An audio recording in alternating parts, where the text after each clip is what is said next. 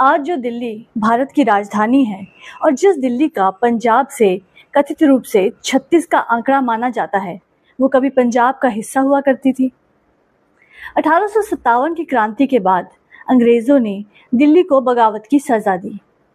पहले Delhi north western provinces का हिस्सा थी, लेकिन एक्ट नंबर 38 ऑफ 1858 ने इसे पंजाब के प्रशासन में मिला दिया और दिल्ली को पंजाब की अंबाला डिवीजन का हेडक्वार्टर बना दिया। यानी फरवरी 1858 से पूरे 54 साल तक दिल्ली पंजाब का ही एक जिला रही। फिर आया 1911 का दिल्ली दरबार, जहाँ किंग जॉर्ज पंचम ने ऐलान किया कि भारत की राजधानी अब कलकत्ता से हटाकर दिल्ली लाई जाएगी। और ठीक एक साल बाद 23 दिसंबर 1912 को लाल किले के दीवाने आम में एक औपचारिक समारोह हुआ। यहाँ पंजाब के कई महाराजा और राजकुमार मौजूद थे, जिनमें पटियाला के महाराजा भूपिंदर सिंह भी शामिल। उस दिन नज़ारा बेहद खास था। सर गाय फ्लीटवुड विल्सन, जो उस समय कार्यवाहक वायसराय थे, हाथ में भाषण की प्रति लेकर सभा को संबोधित कर रहे थे। असल वायसरॉय लॉर्ड हार्डिंज समारोह में मौजूद नहीं थे।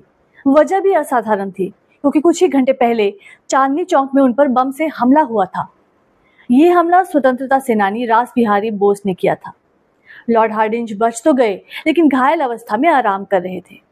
तो इस तरह एक तरफ दिल्ली की सत्ता पंजाब से निकलकर सीधे केंद्रीय सरकार यानी सरकार हिंद के हाथों में जा रही थी, और दूसरी तरफ वही दिल्ली एक बार फिर आज़ादी के नारों से गूंज उठी।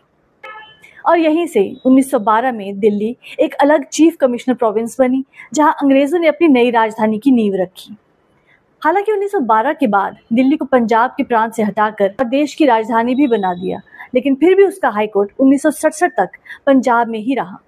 तो दोस्तों, अगली बार जब आप दिल्ली की गलियों से गुजरे ना, तो ये याद रखिएगा कि ये शहर सिर्फ आज़ाद भारत की राजधानी ही नहीं, बल्कि कभी पंजाब का हिस्सा भी हुआ करता था।